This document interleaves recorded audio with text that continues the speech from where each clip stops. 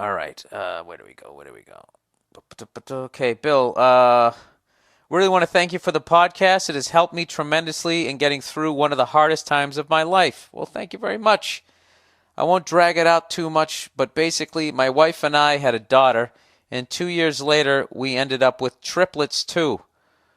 Wow, it was brutally hard. Yeah, dude. You know what sucks when you get the triplets? It not only is it brutally hard, but it's not quite hard enough to make the fucking local news and have people send you money for your fucking health insurance. You know? What is that magic number? It's got to be at least four, if not five. And then people give a shit. But if you have eight, they resent you. Okay. I discovered I get panic and anxiety attacks from the sound of the baby screaming. And the worries of four little kids gives me 3-day-long anxiety attacks over the smallest things. I slipped into a serious depression for about a year. The market destroyed our savings. Jesus Christ, dude. This sounds like the beginning of one of those fucking sad basic cable movies. Soon after the triplets' second birthday, during Father's Day weekend in early summer, the wife tells me she isn't really in love with me anymore. Father's Day weekend, she says that. What the fuck? She also has taken off her wedding ring just to see if I would notice. Well, I didn't. I was a bit more worried about surviving each day with four kids screaming all day, screaming all day long and living on 4 hours of sleep for the previous 2 years. Yeah, that's that classic woman thing where they don't say what's on their mind. Is they send you what they say. They send signals.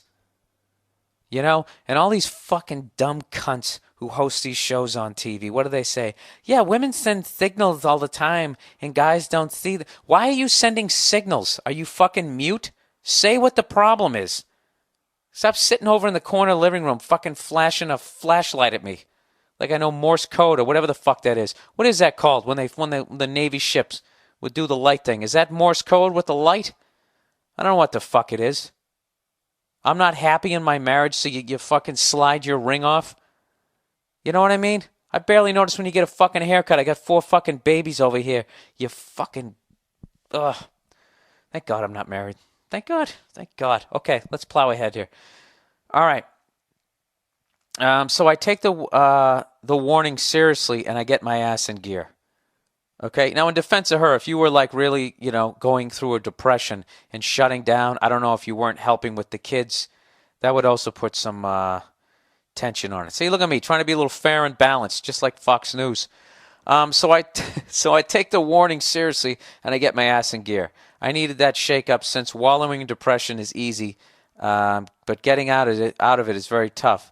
Taking on depression and anxiety to save my marriage of 10 years and keep my family together was what made me take it seriously and succeeded. I worked hard all summer to get my life back in order. I was doing much better. On September 11th, great day, I know, she tells me she went on a date.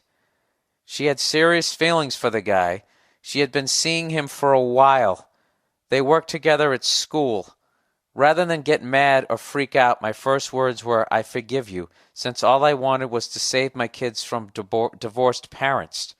The first 2 years with the triplets were rough on her too, so I tried to be understanding. All right, so you're being a good guy here. All right, I wanted to live with my kids more than anything, even if it was killing me because of the stress. She agreed to go to counseling and try to fix things. All right, so they go to a marriage counselor. But he says, all for naught. She never wanted to fix things. She was still seeing the guy the whole time we were fixing things, in air quotes. And she just wanted to be able to say she did what she could before divorcing me. It was all just to ease her conscience 2 weeks after our 11th anniversary in February. I get it. It's over. Since she's never coming back to me, we talked about it. And she admitted she was going to request a trial separation in the spring anyway. On September 11th, yes, again, 1 year to the day, the divorce was final. I'll be drinking heavily that day, the rest of my life, you can be sure. Now I get calls from the kids bawling their eyes out. Sorry, everybody, I know this is bumming you out. bawling their eyes out because they miss me and want to live with me, and why won't I move back? Jesus Christ, what a phone call. All right, the triplets are about to turn 4, and the older child is about to turn 6. I would love to tell them, I can't move back because your mom is a lying, cheating, skank whore.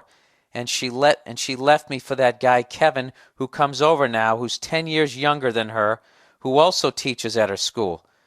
But she is a good mom to them, and I don't want them to hate her mother. I'll do the hating.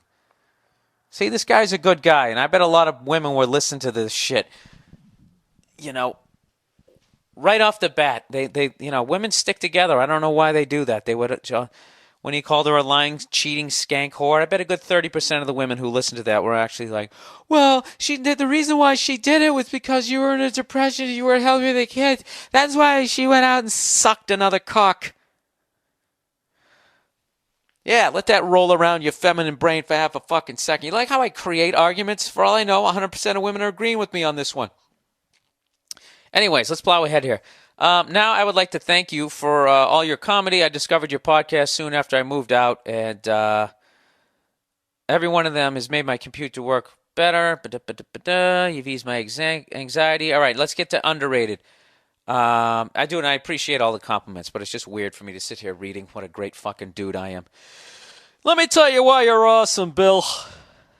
I don't want to read these people. They just send them to me, and I'm doing it for the fans.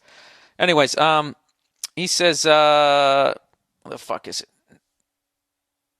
Now, for the not-so-mushy part. Good, we got past all the compliments. Please rip my cold and distant ex-wife a new one. Could you just call her a cunt one time on your show for me? Yeah, I could do that, but I really think it goes without saying. You know what I mean? Put it this way. If they made a 2010 cunt calendar, she would be January, to kick it off. Just to kick it off, let you know what you were in store for. There you go.